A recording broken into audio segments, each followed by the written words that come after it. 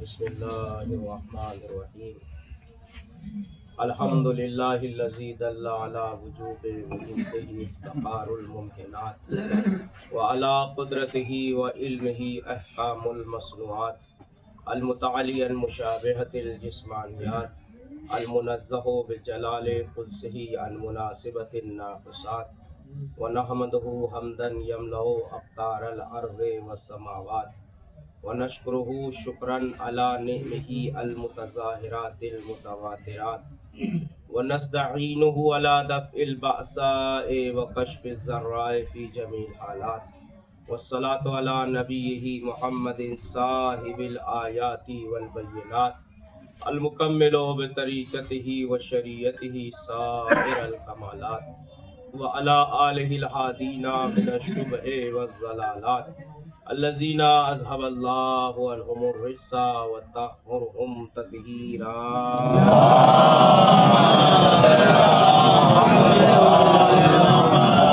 ولعن اللہ علی اعدائہم ومنکر فضائلہم وغاصب حقوقہم من الآن الی قیام یوم الدین اما بعد فقد قال اللہ تبارک و تعالی فی القرآن المجید وهو اصدق الصادقین وقولہ الحق بسم اللہ الرحمن الرحیم ولا تحسبن الذین قتلوا فی سبیل اللہ امواتا بل احیاء عند ربهم وهم یرزقون صلوات پر محمد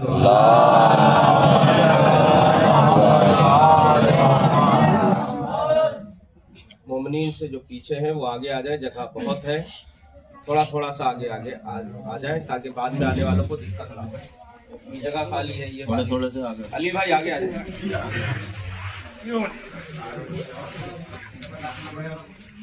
صلوات پڑھتے ہوئے آگے تشریف لے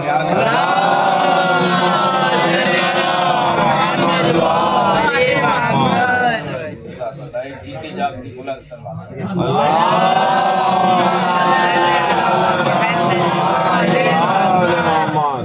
عزیزان محترم سامعین حضرات، آپ کی تعداد، آپ کا حضور، آپ کا یہاں حاضر ہونا یقیناً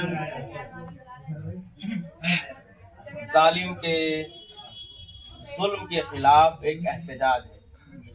یہ آپ کا آنا ظلم کے خلاف، ظالم کے خلاف احتجاج ہے، اور آپ جو یہاں جمع ہوئے ہیں نہ ہی کسی کے پریشر سے جمع ہوئے ہیں، نہ ہی کسی روب و دبدبے سے جمع ہوئے ہیں، نہ کسی کے کہنے پر جمع ہوئے ہیں، آپ خود مختار ہیں۔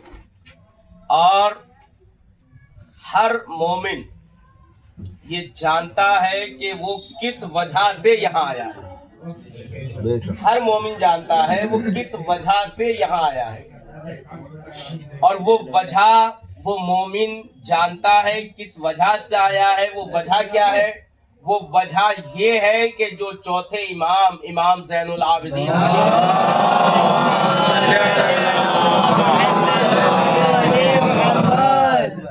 ناظم صاحب آگے آ جائیے، ساجد بھائی آگے آ جائیے، یہاں جگہ خالی، ادھر خالی، صلوات پڑھے محمد۔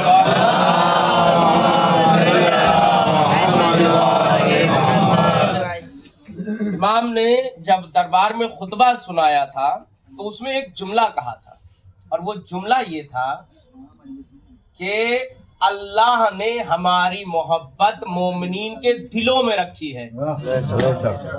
ہماری محبت اللہ نے مومنین کے دلوں میں رکھی ہے۔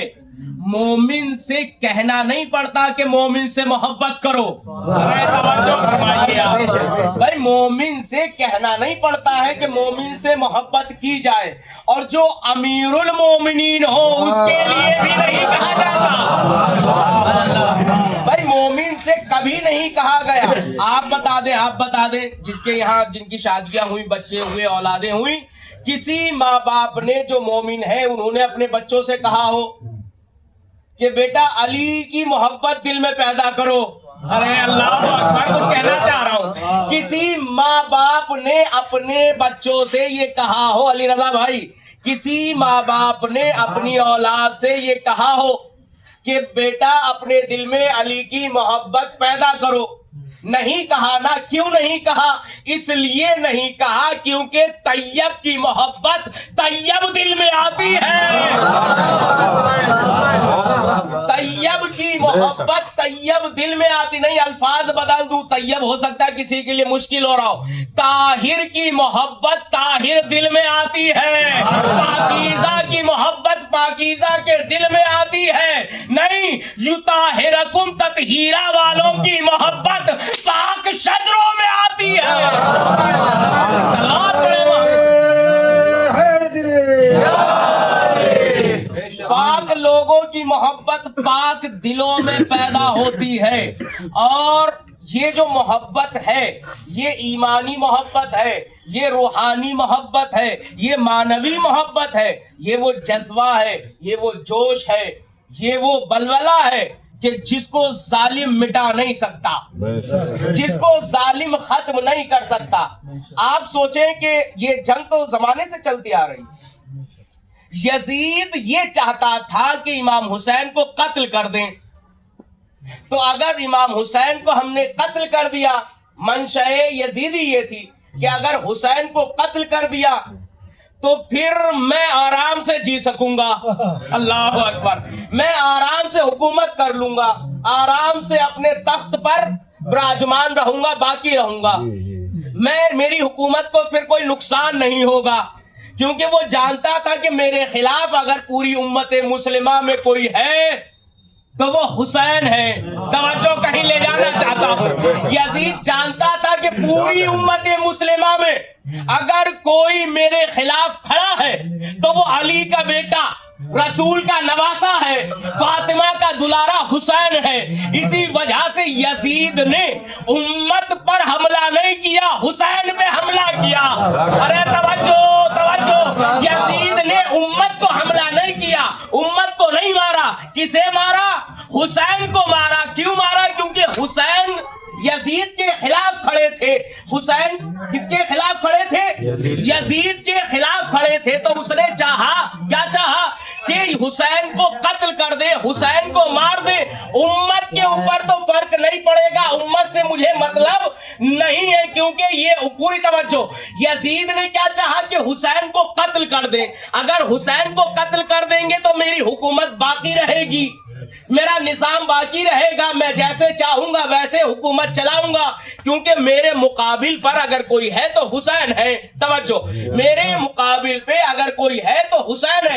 امت میرے مقابل پر نہیں ہے. بھائی وہ امت تو اتنی غفلت میں تھی کہ پڑھانے والے نے 2 کی 4 پڑھا دی. بھائی امت سے یزید کو خطرہ نہیں تھا، کیونکہ وہ جان رہا تھا، آزما رہا تھا.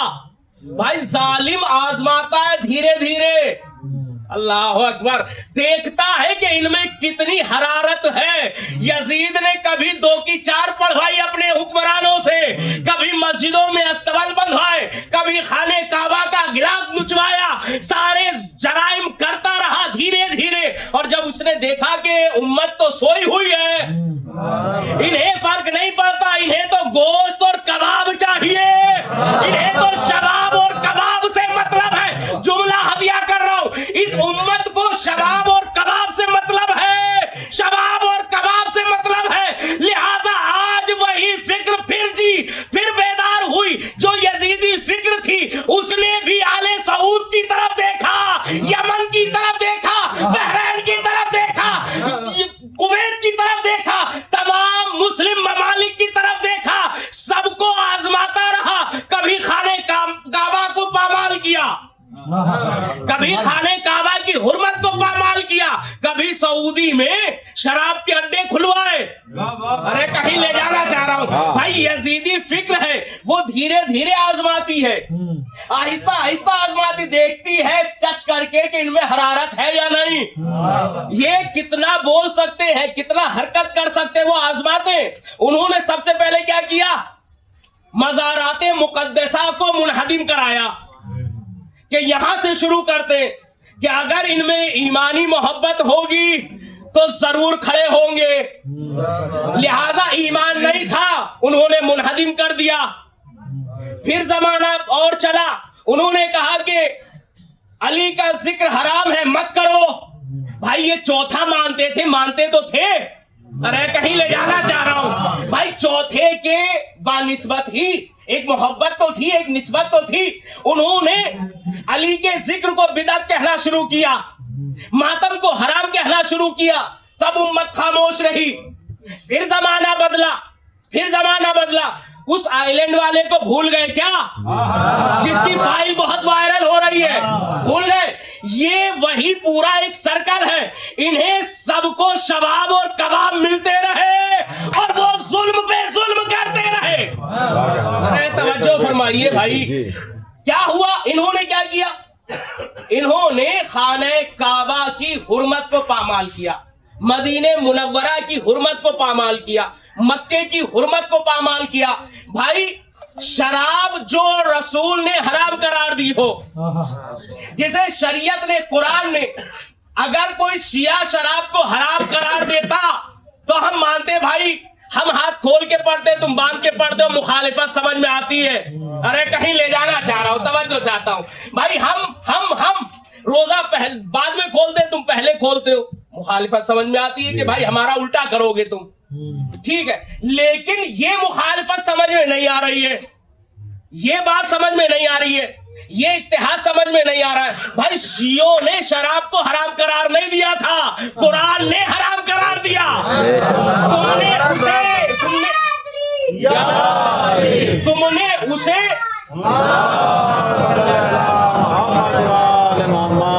شراب کو شیعوں نے تھوڑی حرام قرار دیا. شراب تو شریعت کا قانون ہے کہ حرام ہے، قرآن میں لکھا ہوا ہے حرام ہے. اس کے باوجود اگر مکے کی سرحد میں شراب آ رہی ہے تو اس کا مطلب یہ ہے کہ یہ جو شراب لانے والے ہیں، شراب پینے والے ہیں، شراب کے اڈے کھولنے والے اور کھلوانے والے ہیں، یہ وہی لوگ ہیں، یہ انہی کی نسل سے تعلق رکھتے ہیں کہ جن کے آبا و اجداد نماز میں شراب چھپا کر پڑھا کر یہ انہی کی نسل سے تعلق رکھتے ہیں جو نماز میں بھی شراب چھپا کر نماز پڑھتے تھے. جب رسول اکرم نے یہ تحریک چلائی کہ جس کے یہاں جو شراب ہو وہ بہا دے، نالیوں میں روایات ہے، کتابوں میں موجود ہے کہ شراب نالیوں میں بہ رہی تھی پانی کی طرح. اس کا مطلب مسلمان جو ایمان لائے تھے وہ شراب پیتے تھے. رسول اکرم نے جب سختی کی، اسلام نے سختی کی تو چھوڑنی پڑی. تو انسان، جملہ ہدیہ کر رہا ہوں، چور چوری سے جاتا ہے، ہیرا پھیری سے نہیں جاتا. یہ موقع کی تلاش میں تھے کہ کم موقع ملے اور ہم اصلیت پر پلٹے. انہوں نے شراب کے اڈے کھلوائے. اس کے بعد ان کا دوسرا کام یہ تھا کہ یہ جسے کہتے ہیں نا رقص کرنا، ڈانس باز تھے، ناچنے گانے والوں سے تعلق رکھتے تھے. ارے توجہ نہیں، بہت ادب سے کہہ رہا ہوں، منبر کا لحاظ کرتے ہوئے کہہ رہا ہوں، یہ اس شجرہ خبیثہ سے تعلق رکھتے تھے کہ جن کے گھروں پر سرخ پرچم لگے رہتے تھے. ہائے ہائے اگر مجھے نہیں پتا کون پہنچا. جن کے گھروں پر سرخ پرچم لگے رہتے تھے. اب مجھ سے مت پوچھنا کہ سرخ پرچم کون لگاتا تھا، کیوں لگاتا تھا، کون لگاتا تھا، کیوں لگاتا تھا. یہ اسی سے تعلق رکھنے والے. آپ سوچیں تو صحیح، ایک یہودی کے پاس خانہ کعبہ کی مقدس چادر ہے. آپ سوچیں، سن کے پڑھ کے روح کانپ جاتی ہے. اس کے پاس خانہ کعبہ کا غلاف ہے. وہ کعبہ کے جو محترم مکرم ہے، وہ غلاف ان کے پاس کیا کر رہا ہے؟ کہا کہ یہ اس لیے لیا گیا تاکہ ان کی غیرت کو آزمایا جا سکے. اللہ اکبر، ان کی غیرت کو آزمایا جا سکے. بس اب دیکھ لو، دنیا دیکھ رہی ہے کہ ظلم کہاں ہے، ظالم کہاں ہے، مظلوم کہاں ہے. دنیا دیکھ رہی ہے حق کدھر ہے، باطل کدھر ہے، صحیح کدھر ہے، غلط کدھر ہے. انہوں نے پوری طریقے سے اسی عمل، اسی پیٹرن پر کام کیا ہے کہ جو یزید کا تھا، جو یزید کا تھا. یزید نے امام حسین سے لوہا لیا اور یہ سوچ کر لیا کہ اگر حسین کو مار دیا، اگر امام حسین کو مار دیا تو ہم کامیاب ہو جائیں گے. جملہ ہدیہ کرنے جا رہا ہوں. اس نے امت سے کوئی مطلب واسطہ نہیں رکھا، کیونکہ امت کو تو وہ آزما چکا تھا. امت کو شبی بھائی آزما چکا تھا وہ کہ بھائی یہ تو خاموش ہے، ان کے یہاں تو کچھ بھی حرکت نہیں ہے، کچھ بھی حرارت نہیں ہے. تو بس یاد رکھنا، جملہ دے رہا ہوں، بس یاد رکھنا یہ زمانہ ہر ایک انسان کی حرارت کو چیک کرتا ہے. ظالم ہر فرد کی حرارت قلبی کو، ضمیر کی زندہ دلی کو چیک کرتا ہے، اور ایسے چیک کرتا ہے کہ کبھی کبھی جب بھی وہ کسی کو مارے گا، جب بھی کہیں ظلم کرے گا، تو وہ دیکھے گا کہ کون خاموش ہے، کون قیام کر رہا ہے. وہ وہیں سے سمجھ جاتا ہے جو بولنے والا ہے وہ علی والا ہے، جو خاموش ہے وہ یزیدی ہے.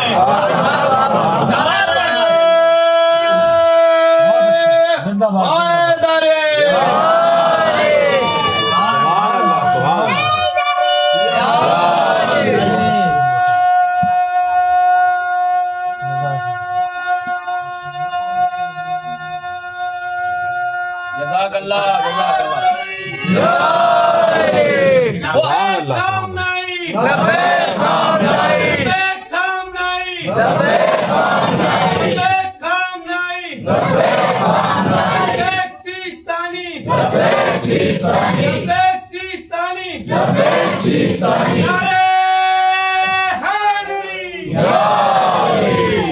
لہذا وہ چیک کرتے ہیں، ضمیر کی حرارت کو چیک کرتے ہیں، اور جب دیکھتے ہیں کہ ضمیر مردہ ہے تو پھر وہ کام کرتے ہیں. جیسے چور ہوتا ہے نا، تو چور بہت آہستگی سے دروازہ کھولتا ہے اور پھر اس کے بعد وہ ایسا کام کرتا ہے کہ سونے والے کو چیک کرے، کچھ سامان گرائے گا، کبھی جو ہے تیز چلے گا، کبھی کچھ کرے گا، ایسی حرکت کہ پتہ چل جائے کہ سونے والا صحیح میں سو رہا ہے یا جاگ رہا ہے. ارے اللہ اکبر، سونے والا سو رہا ہے یا جاگ رہا ہے، یا پھر میرے آنے سے اٹھ تو نہیں گیا، سو رہا تھا پہلے ٹھیک ہے، لیکن میرے آنے سے، میری آہٹ سے جاگ تو نہیں گیا. وہ یہ چیک کرتا ہے، وہ یہ چیک کرتا ہے، اور جب اسے اطمینان ہو جاتا ہے کہ ہاں بھائی یہ تو افیم پی کے سو رہے ہیں، اللہ اکبر، یہ تو نشے میں ہیں، یہ تو ایسے سو رہے ہیں گھوڑے بیچ کر سو رہے ہیں، لہٰذا اب وہ کام کرتا ہے، اب وہ کام کرنا شروع کرتا ہے. اور کیا کام کرتا ہے؟ جو اس کا مقصد ہوتا ہے وہ اسے پورا کرتا ہے اور وہ چلا جاتا ہے. اور جو یہ سونے والا ہے جب نیند سے افاقہ پاتا ہے، جاگتا ہے، تو دیکھتا ہے کہ صندوق غائب ہے، سونا غائب ہے، موبائل غائب ہے، سامان غائب ہے. اب یہ بیدار ہوا، اب یہ شور مچا رہا ہے، اب یہ شور مچا رہا ہے کہ یہ کیا ہو گیا. تو اب جاگنے سے کیا فائدہ؟ اب جاگنے سے کیا فائدہ بھائی؟ جب چور نے چیک کیا تھا تب جاگتے، یا تمہیں جاگنا نہیں تھا تو ایسا کام کرتے کہ تمہارے گھر میں چور نہ آتا. اللہ اکبر، تمہارے گھر میں چور نہ آتا. بس میں آل سعود سے یہی کہوں گا، بھائی تم غافل ہو، مردہ ہو، بے ضمیر ہو، درندے ہو، حیوانیت سے تعلق رکھتے ہو، انسانیت سے تعلق نہیں ہے، اسلام سے تمہارا تعلق نہیں ہے. لیکن اگر تم چاہتے کہ ایران تم پر حملہ نہ کرتا تو امریکہ کو نہ بلاتے. ایک صلوات پڑھ دے محمد والے.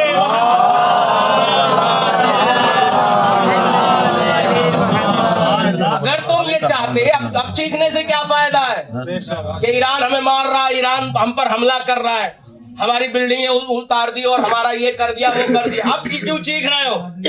یہ تو پہلے چیخنا تھا، یہ تو پہلے سوچنا تھا کہ جب رہبر معظم نے 12 روزہ جنگ کے دوران جمعے کی نماز میں یہ کہا تھا کہ امت مسلمہ یاد رکھے کہ وہ اس جنگ سے دور رہیں، وہ اس جنگ میں نہ آئے، کیونکہ یہ جنگ ظالم اور مظلوم کی جنگ ہے، حق اور باطل کی جنگ ہے، صحیح اور غلط کی جنگ ہے. اگر وہ آئیں گے تو انہیں اس کا بھگتان بھرنا پڑے گا، نتیجے دیکھنے پڑیں گے. ظالم یہ سوچتا ہے، یزید یہ سوچ رہا تھا کہ حسین کو قتل کر دے، اور حسین کو قتل کر دیا تو ہم کامیاب ہیں. لیکن اسے یہ خبر ہی نہیں تھی، اسے اس کے مشاور نے، یا یوں کہوں اسے شیطان نے جو مشورہ دیا تھا آدھا ادھورا دیا تھا. بھائی شیطان ہی یہ کام کراتا ہے. شیطان نے یزید کو آدھا ادھورا مشورہ دیا کہ حسین کو قتل کر دو، حکومت باقی رہے گی، تم حکومت پر باقی رہو گے، حسین کو قتل کر دو. یزید کو شیطانوں نے یہ آدھا ادھورا مشورہ دے کر ہمیشہ کے لیے لعنتی بنا دیا، کیونکہ وہ نہیں جانتا تھا کہ اگر حسین کو خالی قتل کر دینے سے حکومت قائم ہوتی تو پھر کبھی بھی چاہے سید سجاد کوفہ و شام میں یہ نہ کہتے بتا اذان میں تیرے باپ کا نام ہے یا میرے باپ کا نام ہے. اس کا مطلب یہ ہوا کہ شہادت رنجیدہ ہونا، غمزدہ ہونا، افسردہ ہونا، پریشان ہونا، مایوس ہونا، یہ فطرت کا تقاضا ہے. ایک عظیم شخصیت ہمارے درمیان سے رخصت ہوئی ہے، عظیم شخصیت گئی ہے. رونا، غم منانا یہ ہماری فطرت کا تقاضا، محبت کا تقاضا ہے. لیکن یاد رکھنا یزید نے امام حسین کو قتل کیا، اور جو اس کے پٹھو تھے، جو اس کے کاتب تھے، جو اس کے رائٹر تھے، جو اس کے مورخ تھے، جو اس کے محدث تھے، جو اس کی میڈیا تھی، جسے آج کے دور میں گودی میڈیا ہے، ایسے ہی میڈیا ہمیشہ سے چلتی آئی ہے جو حکومت کے لیے کام کرتی ہے. انہوں نے فتویٰ یہ دیا، انہوں نے یہ کہا کہ حسین کربلا میں ختم ہو گئے، حسین پہ رونا بدعت ہے، رونا نہیں چاہیے. توجہ، حسین پہ نہ رونا، حسین پر نہ رونا. میڈیا کے ذریعے سے پروپیگنڈا کیا گیا، سازشیں کی گئی، لیکن اسے خبر نہیں تھی کہ اگر حسین قتل ہونے کے بعد مر جائے تو سمجھو یزید جیت گیا. بہت قیمتی جملہ کہہ رہا ہوں یہاں پہ مجھے. آیت اللہ علی نقی نقن صاحب علیہ الرحمہ، بہت بڑی شخصیت ہندوستان کی گزری ہے، آیت اللہ مجتہد انسان. وہ یہاں پہ رک کے ایک جملہ کہتے تھے کہ لوگ ہم سے سوال کرتے ہیں. کیا سوال کرتے ہیں؟ کہ یزید جیتا یا حسین جیتے، حسین کامیاب ہوئے یا یزید کامیاب ہوا. تو آیت اللہ نقی صاحب کہتے ہیں، نقن صاحب یہ فرماتے تھے کہ پہلے تو کامیابی کے معنی تلاش کرو کہ ہے کیا. توجہ، کامیابی کے معنی تلاش کرو کہ ہے کیا. اگر کہیں کامیابی کے معنی یہ ہے کہ جو قاتل ہے وہ کامیاب ہوا تو سمجھ لو کہ یزید جیت گیا، قاتل ہے اس نے مار دیا. اور اگر کہیں ناکامی کے معنی، شکست کے معنی یہ ہے کہ جو مقتول ہو جائے، جو قتل ہو جائے وہ ناکامیاب ہو گیا تو سمجھو حسین شکست کھا گئے، حسین ہار گئے. وہ کہتے ہیں کہ ہم نے کسی بھی لغت میں ایسا نہیں دیکھا کہ کامیابی کے معنی زندہ ہونے یا مرنے کے ہو. توجہ، کامیابی کے معنی زندہ ہونے کے نہیں ہے، زندہ رہنے کے نہیں ہے. یا ناکامی کے معنی یہ نہیں ہے کہ کوئی قتل ہو جائے. کہا پھر کیا ہے؟ کہا کہ کامیابی کے معنی یہ ہے مصطفیٰ بھائی، کامیابی کے معنی یہ ہے، کامیابی کے معنی یہ ہے کہ جہاں بھی آپ دیکھیں گے کامیابی کے معنی یہ ہے کہ جس کا مقصد زندہ ہو، جس کا مقصد باقی رہے، سمجھو وہ کامیاب. اگر حسین کا مقصد باقی، حسین کامیاب، یزید کا مقصد تو یزید کامیاب. توجہ، اب ہم دیکھتے ہیں کہ کس کا مقصد ہے، کس کا مقصد نہیں ہے. یزید کا مقصد تھا، اختر بھائی، نواب بھائی، یزید کا مقصد تھا کیا کہ حسین سے بیعت لے لے. آخری فرد حسن بھائی بھائی خاموشی آج برداشت نہیں ہوگی. توجہ. یا لبیک یا حسین، لبیک یا حسین، لبیک یا حسین، لبیک یا حسین، لبیک یا مہدی، لبیک یا مہدی، نعرہ حیدری. توجہ فرمائی. اب ہم دیکھتے ہیں کہ یزید کا مقصد کیا ہے، حسین کا مقصد کیا ہے. یہیں سے واضح ہو جائے گا کہ کون جیتا، کون کامیاب ہوا، کون ناکامیاب ہوا. اب ہم نے دیکھا کہ یزید کا مقصد ہے کہ حسین سے بیعت لے لے. ارے آخری فرد تک کی توجہ بھائی، یزید کا یہی تو مقصد ہے کہ وہ حسین سے بیعت لے لے. اب مجھے بتاؤ کہ یزید نے حسین سے بیعت لی؟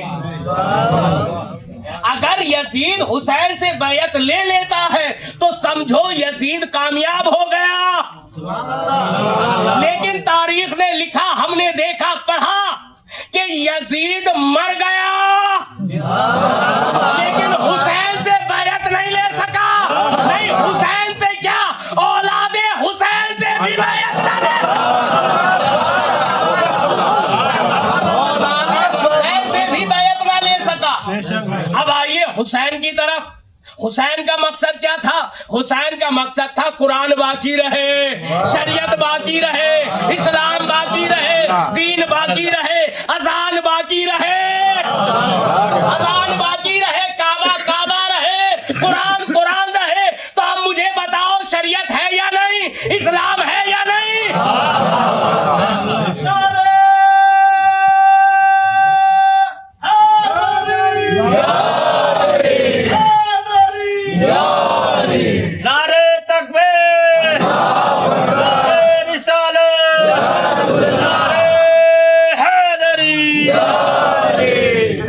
مطلب یہ ہے کہ کامیابی یہ ہے کہ ہدف، مقصد باقی رہے، مقصد باقی رہے.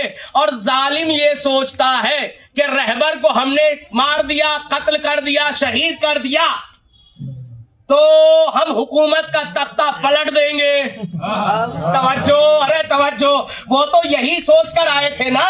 لیکن انہیں یہ نہیں پتا کہ شہادت حکومت کو ختم نہیں کرتی، آباد کرتی ہے. شہادت شہادت شہادت مرنے کا نام نہیں ہے، ایک نئی حیات کا نام ہے. شہادت سے وہ جو سوئے ہوئے ضمیر ہوتے ہیں نا، وہ بھی بیدار ہو جاتے ہیں. اور اس کا بین ثبوت ایران میں دیکھ لو. وہ لوگ جو کل تک رہبر کے خلاف بھی تھے لیکن شہادت کے بعد ان کی آنکھوں میں آنسو آ گئے، ان کی آنکھوں میں آنسو آ گئے. اور آنسوؤں کے انقلاب نے ایران میں ایک نیا انقلاب پیدا کر دیا، ایک نیا انقلاب پیدا کر دیا. دشمن حیران ہو گیا کہ ہم تو یہ سوچ کر آئے تھے کہ انہیں قتل کریں گے اور اپنی ظالمانہ حکومت لے آئیں گے، لیکن اسے خبر ہی نہیں تھی، اسے یہ پتا ہی نہیں تھا. پھر میں وہیں سے ربط دوں گا کہ جس شیطان نے یزید کو مشورہ دیا تھا، جس شیطان نے یزید کو مشورہ دیا تھا کہ حسین کو مار دو تو باقی رہو گے، زندہ رہو گے، تمہاری حکومت باقی رہے گی، اسی شیطان نے ارے توجہ، آج جو ٹرمپ کو، امریکہ کو مشورہ دیا ہے وہ آدھا ادھورا دیا. بھائی آج سمجھ لو کہ اسلام نے، قرآن نے، جو اللہ نے کہا تھا کہ شیطان تمہارا کھلا دشمن ہے، شیطان تمہارا دشمن ہے.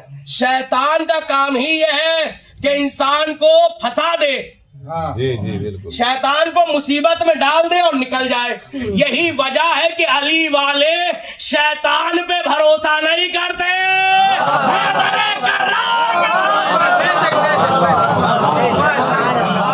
وہ لوگ کے جو شیطان ہوتے ہیں انہیں ناز ہوتا ہے اپنے ہتھیاروں پر، انہیں گرو ہوتا ہے، انہیں گھمنڈ ہوتا ہے، انہیں گھمنڈ ہوتا ہے. کس چیز پر؟ اپنے ہتھیاروں پر، اپنے ٹینکروں پر، اپنے بم پر، اپنے میزائل پر، اپنے سپاہی پر، اپنے لشکر پر. انہیں اس چیز پر گھمنڈ ہوتا ہے کہ ہمارے پاس 1,00,000 بم ہے، ہمارے پاس نیوکلیئر پاور ہے، ہمارے پاس آئٹم بم ہے، ہمارے پاس ہتھیار ہے، ہمارے پاس 1,00,000 10,00,000 کا لشکر ہے، انہیں اس چیز پر گھمنڈ ہوتا ہے کہ ہمارے فوجی اڈے ہر جگہ موجود ہیں. ارے توجہ چاہتا ہوں بھائی، وضاحت کا وقت نہیں ہے. انہیں اس چیز پہ گھمنڈ ہوتا ہے کہ ہمارے فوجی ہر جگہ موجود ہیں، ہم ہر جگہ موجود ہیں، ہمارا نظام بہت مضبوط ہے، ہمارے پاس ہتھیار ہیں، ہمارے پاس میزائلز ہیں. بس یہی تو میں نے کہا نا، یہی لے کر آنا تھا آپ کو کہ بھائی جو شیطان صفت ہوتا ہے اسے گھمنڈ ہوتا ہے اپنے ہتھیاروں پر، اپنے فوجی پر، اپنے لشکر پر، لیکن جو علی والا ہوتا ہے اسے اعتماد ہوتا ہے، بھروسہ ہوتا ہے علی پر اور علی کے اللہ پر.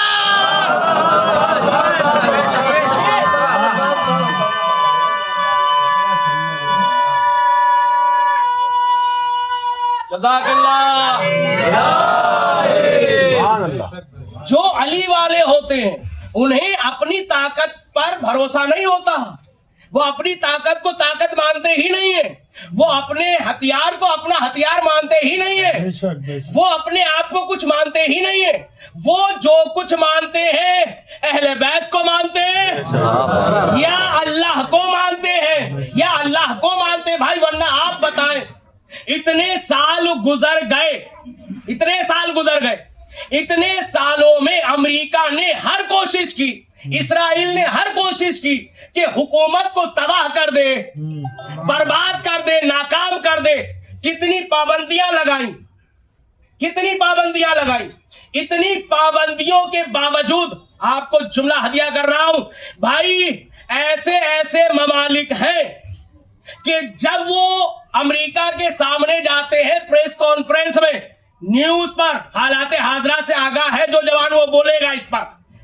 جو لوگ ٹرمپ کے سامنے جاتے، ایسے ملک کے نیتا، اگر وہ ان سے کہتا ہے اٹھ جاؤ تو اٹھ جاتے ہیں، کہتا ہے بیٹھ جا تو بیٹھ جاتے ہیں. بھائی علی خامنائی ہے کہ جس نے ایران میں رہ کر امریکہ کا اٹھنا بیٹھنا حرام کر دیا. یہ علی خامنائی ہے کہ جس نے ایران میں رہ کر امریکہ کا اٹھنا بیٹھنا حرام قرار دے دیا، حرام کر دیا. کیوں؟ کیونکہ انہیں اپنے اوپر بھروسہ نہیں، اللہ کے اوپر بھروسہ ہے. انہیں ہتھیاروں پر بھروسہ نہیں ہے، دوسری طاقتوں پہ بھروسہ نہیں ہے کہ امریکہ کیا کرے گا. انہیں اس سے مطلب ہے اللہ کیا کرے گا. اس سے مطلب ہے، اس سے مطلب ہے کہ ہمارا امام پردے میں ہے. توحید کا کامل ہونا ضروری ہے ایمان کے لیے. اگر توحید کامل نہیں ہے تو یہ جذبہ پیدا ہو ہی نہیں سکتا. یہ جذبہ جو آتا ہے توحید کے کامل ہونے سے آتا ہے. اور جب توحید کامل ہوتی ہے تو پھر اہل بیت کی محبت وہ نورانی شکل اختیار کر لیتی ہے کہ جس کے نور کی روشنی سے دشمن گھبراتے ہیں، دشمن میں لرزہ پیدا ہوتا ہے، ایک خوف اور ہیبت اور ہراس کا ماحول ہوتا ہے. ورنہ آپ سوچیں کہ جب رہبر نے جمعے کا خطبہ دیا تھا، وہ لوگ کہ جو فارسی نہیں جانتے ترجمے میں خطبہ چلا رہے تھے. توجہ نہیں فرمائی آپ نے بھائی. پہلا دنیا کا واحد خطبہ تھا تاریخ میں کہ جسے ہر ہندو نے سنا، ہر یہودی نے سنا، ہر عیسائی نے سنا، ہر قوم و ملت نے سنا. کیوں سنا؟ کہا اس لیے سن رہے ہیں تاکہ پتا چلے کہ یہ علی کا غلام کیا کہہ رہا. سب کی نظر رہبر معظم کے خطبے پر تھی. اب میں یہاں سے ایک بات اور کہہ دوں کہ وہ لوگ کہ جو کل تک یہ کہتے تھے کہ علی والے ایسے نماز پڑھتے ہیں، ایسے نماز پڑھتے ہیں، یہ کرتے ہیں، وہ کرتے ہیں، تو دنیا نے دیکھ لیا کہ علی والے اذان کیسے دیتے ہیں، اقامت کیسے پڑھتے ہیں، نماز کیسے ادا کرتے ہیں. صلوات پڑھ دے محمد و آل محمد.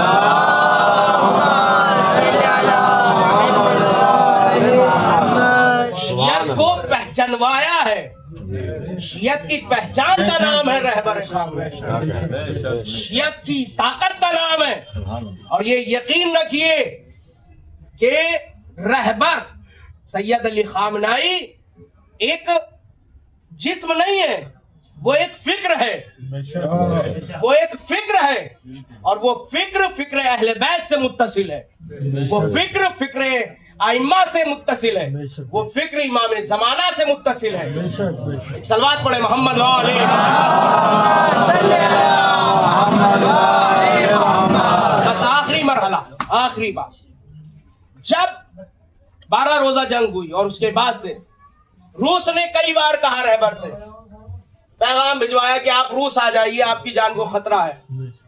توجہ ہے، آپ روس آ جائیے، ہم آپ کو حفاظت دیں گے، ہم آپ کی حفاظت کریں گے. رہبر نے کہا نہیں، میں اپنے وطن کو، اپنے ملک کو چھوڑ کر نہیں جا سکتا. توجہ، رہبر نے دنیا کو بتایا کہ دیکھو ہم کرار کے بیٹے ہیں، کرار کے بیٹے ہیں، غیر فرار کے بیٹے ہیں. وہ اور لوگ ہیں جب جان کی باری آتی ہے تو گھر چھوڑ دیتے ہیں، وطن چھوڑ دیتے ہیں. نہیں اور قریب کر دوں، نہیں اور قریب کر دوں، وہ اور لوگ ہیں جب ذوالفقار دیکھتے ہیں تو برقع پہن کے نکلتے ہیں. نہیں اور قریب کر دوں، اور قریب ہو جاؤ، بس اشارہ.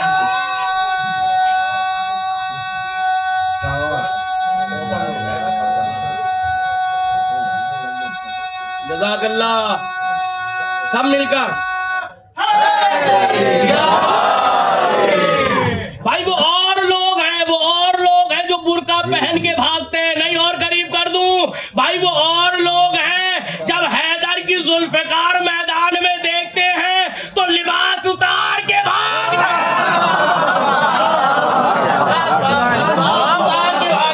جب جان بچانی ہے. نہیں اور قریب کر دوں بھائی، وہ اور لوگ ہیں جو جان کو بچانے کے لیے خانے کعبہ میں گھس جاتے ہیں. آپ سوچیں تو صحیح، سید علی خامنہ ای کے ملک میں ہی امام رضا کا روزہ ہے. اللہ اکبر. بھائی خانہ کعبہ کے برابر تو سمجھو گے نا، بھائی خانہ کعبہ کے برابر تو تقدس ہے. امام کا روزہ ہے، امام کے روزے میں جا کر نہیں چھپے. میں کہیں لے جانا چاہ رہا ہوں بھائی، امام کے روزے میں جا کر نہیں چھپے. کیوں نہیں چھپے؟ کہا اس لیے نہیں جا رہا ہوں کہ جو امام اپنے روزے میں مجھے بچائے گا وہ مجھے یہاں بھی بچائے گا، وہ مجھے یہاں بھی بچائے گا. اور اگر شہادت مقدر میں ہے، شہادت مقدر میں ہے، شہادت میں کہیں بھی جاؤں مجھے شہادت مل کر رہے گی، مجھے شہادت مل کر رہے گی. ہمیشہ شہادت کی تمنا دل میں رکھی، اس لیے کیونکہ وہ جانتے تھے کہ اپنی موت مرنا امت کو بیدار نہیں کرتا، اپنی موت مرنا قوم کو بیدار نہیں کرتا، لیکن شہادت کی موت مرنے سے امت کو بیدار ہو جاتی ہے. انسانیت میں ایک جذبہ پیدا ہوتا ہے، ایک جذبہ، ایک جوش پیدا ہوتا ہے، ایک بیداری آتی ہے. موقع تھا جا سکتے تھے لیکن نہیں گئے. اور ابھی کی خبر ہے کہ یورپ میں، امریکہ میں اور جو ممالک ہیں ان لوگوں کے، وہاں پر جو شیعہ حضرات ہیں ان سے یہ کہا گیا کہ آپ اپنی مجالس میں سید علی خامنہ ای کا نام نہیں لیں گے. آپ مجالس کیجئے، ان کا ذکر کیجئے، ہمیں مطلب نہیں، لیکن ان کا نام نہیں لیں گے. بات سمجھ رہے ہو؟ میں وہیں سے لے کر آ رہا ہوں سلسلہ. یہ کہہ رہے ہیں کہ ان کا نام نہیں لوگے مجلسوں میں. بات سمجھ میں آئی کہ قاتل ہمیشہ مقتول کے نام سے ڈرتا، قاتل مقتول کے ذکر سے ڈرتا ہے، ظالم مظلوم کے ذکر سے ڈرتا ہے، باطل حق کے ذکر سے ڈرتا ہے، منافق علی کے ذکر سے ڈرتا ہے، منافق علی کے ذکر سے ڈرتا ہے، اور یزیدی حسین کے ذکر سے ڈرتا ہے، اور قریب کر دو بھائی امریکہ اور اسرائیل جیسے حسینیوں کے ذکر سے ڈرتے ہیں۔ یہ حسینیوں کے ذکر سے ڈرتے کیوں ڈرتے ہیں؟ کیونکہ انہیں معلوم ہے کہ ان کے نام میں اللہ نے وہ اب طاقت پیدا کر دی ہے، شہادت سے پہلے تک وہ طاقت نہیں تھی نام میں جو اب طاقت ہو گئی ہے۔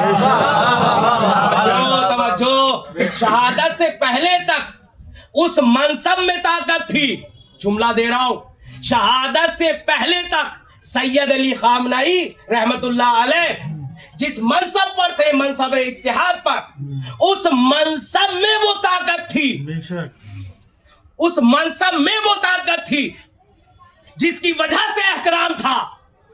شہادت کے بعد اب اس نام میں بھی طاقت آ گئی ہے، ان کے ذکر میں بھی طاقت آ گئی،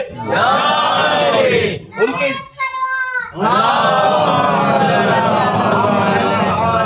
کے نام میں بھی وہ طاقت آ گئی ہے۔ جب بھی کوئی مومن ان کا نام سن رہا ہے یا بول رہا ہے تو دل میں ایک حرارت سی پیدا ہوتی ہے، دل بے چین سا ہو جاتا ہے۔ اور یہ جو دور ہے، بلکہ ہر دور میں علی کے چاہنے والوں نے اپنی قربانی دے کر، اپنا سب اثاثہ لٹا کر دین کے لیے، انسانیت کے لیے، اپنے وقت کے امام کے لیے کام کیا ہے۔ بس میں ایک مثال پیش کروں گا، بات تمام ہو جائے گی۔ جناب ابو ذر غفاری رحمت اللہ علیہ کو کون نہیں جانتا؟ کتنی عظیم شخصیت۔ جب انہیں ربضہ بھیجا گیا، کیوں بھیجا گیا؟ اس لیے بھیجا گیا کیونکہ یہ وہ تھے کہ جو علی علیہ السلام کے لیے باتیں کیا کرتے تھے، ان کی حکومت کے لیے باتیں کرتے تھے، لوگوں کو بیدار کرتے تھے کہ تم خواب غفلت میں سوئے ہوئے ہو، تمہارا امام وہ ہے کہ جس سے حق کو چھین لیا گیا ہے، اس پر ظلم ہو رہا ہے۔ لوگوں سے کہتے تھے کہ علی کی فضیلت کو سمجھو، علی کے مرتبے کو سمجھو، علی کی معرفت حاصل کرو، وہ وقت کے امام ہیں۔ لوگوں کو فضائل امیر کائنات سنایا کرتے تھے، ان کی مصیبت لوگوں تک پہنچاتے تھے، ان کی معرفت کے چراغ لوگوں کے دلوں میں روشن کرتے تھے۔ نتیجہ یہ ہوا کہ پورے خانوادے کے ساتھ انہیں ربضہ بھیج دیا گیا۔ ربضہ ایسی جگہ کہ جہاں پر پانی کی نہایت قلت ہے، نہ ہریالی ہے، نہ سبز و شاداب علاقہ ہے، کچھ نہیں ہے، سوکھا ہوا، پانی کی نہایت قلت۔ آپ کے پاس جانور ہے، آپ کے پاس غلہ ہے، لیکن جب آپ جاتے ہیں وہاں پر تو وہاں پر آپ کے جانور مرنے لگتے ہیں، پانی نہیں ہے، کتنے دن جئیں گے؟ چارہ نہیں ہے، کتنے دن بھوکے رہیں گے؟ جانور مرنے لگے، اور جب جانور مرنے لگے اس کے بعد خانوادے کی واری آئی، جوان بیٹا ہے، اس کی موت ہو گئی اسی اسنا میں، اسی دور میں وہیں رہ کر جناب ابو ذر غفاری نے وہیں انہیں دفن کیا۔ اور جب ماں کے سامنے جوان کی موت ہو جائے تو ماں بے چین ہوتی ہے، ماں سے برداشت نہیں ہوتا۔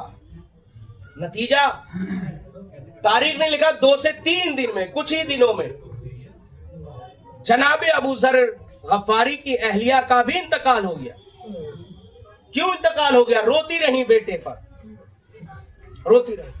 اب کون بچا؟ خالی جناب ابو ذر غفاری اور آپ کی ایک بیٹی۔ اب جناب ابو ذر غفاری کہتے ہیں نا اہل بیت کے چاہنے والے دوربین ہوتے ہیں۔ جناب ابو ذر غفاری کہتے ہیں بیٹا اب ہمیں ایک چیز سمجھنی چاہیے۔ کہا بابا کیا؟ کہا بیٹا حوصلہ رکھنا، ہمت رکھنا، بیٹا اللہ پہ توکل رکھنا، اللہ پر ایمان رکھنا۔ بیٹی باپ سے کہتی بابا اس عالم غربت میں آپ کی حالت کو دیکھ کر مجھے ایسا لگتا ہے کہ آپ بھی مجھ سے دور ہو جائیں گے، اور آپ اگر مجھ سے دور ہو گئے، آپ اس دنیا سے چلے گئے تو آپ کے جانے کا غم نہیں ہوگا کہ ہم علی کی محبت میں یہ مشکلیں برداشت کر رہے ہیں، شہزادی ہمیں اس کا اجر دیں گی، لیکن میں اس لیے فکر مند ہوں کہ آپ کو میں کیسے دفن کروں۔ میں لڑکی ہوں، میں اکیلی ہوں، میں آپ کو کیسے غسل و کفن دوں گی، میں کہاں آپ کو دفن کروں گی۔ جناب ابو ذر غفاری مسکرائے۔ یہ ہوتے ہیں علی والے، صاحب اطمینان، اللہ مولا پر یقین رکھنے والے۔ کہتے ہیں بیٹا مجھ سے میرے مولا نے فرمایا ہے۔ بابا کیا فرمایا؟ کہا بیٹا مجھ سے میرے آقا نے ایک روز فرمایا تھا کہ اے ابو ذر تمہیں مومنین میں سے شریف ترین مومنین غسل و کفن دیں گے، تم فکر نہ کرو میرے غسل و کفن کی، اللہ نے اس کا انتظام کیا ہے۔ بعض تاریخوں میں یہ لکھا کہ ایک قافلہ گزر رہا تھا، جناب ابو ذر غفاری کی بیٹی انہیں بلا کر لائی کہ میرا بابا حالت احتضار میں ہے۔ جب قافلہ پہنچا تو دیکھا کہ انتقال کر چکے ہیں، آپ شہید ہیں۔ انہوں نے آپ کو غسل و کفن دیا۔ بعض روایات میں یہ ہے کہ آپ کا جب جنازہ رکھ دیا گیا تو آپ کی نماز جنازہ امیر کائنات نے پڑھائی، امیر المومنین نے پڑھائی آپ کی نماز جنازہ۔ میں کہوں گا مولا امیر کائنات آپ کا صحابی ہے، آپ کا چاہنے والا ہے، آپ کا ماننے والا ہے، آپ نے وعدے کو پورا کیا، غربت کو برداشت نہ کر سکے، آپ آ گئے، نماز جنازہ پڑھائی۔ مولا کربلا میں آپ کا ایک بیٹا حسین ہے،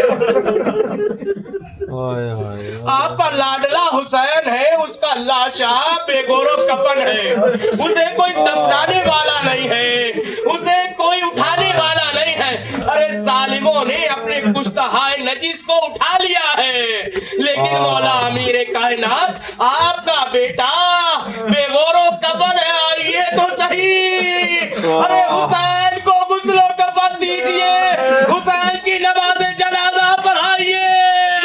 ارے امیر کائنات کہیں گے ارے خدا کی مشیت کے آگے میں علی کچھ نہیں کر سکتا، میں کہوں گا مولا ارے آپ عصر عاشور نہ آ سکے کوئی بات نہیں، ارے شام غریبہ آپ کی بیٹیاں زینب و کلثوم، اب نہ عباس نہ قاسم نہ علی اکبر نہ حسین، اے آقا آئیے، زینب اکیلے پہرا دے رہی ہے، امیر کائنات گھوڑے پر سوار چلے آئے، زینب کو گلے لگایا، اے بیٹی زینب تیرا بابا آ گیا، ارے تھک گئی ہو آرام اجروں کو بل اللہ، اللہم عجل ولی الفرج، اللہم عجل ولی الفرج۔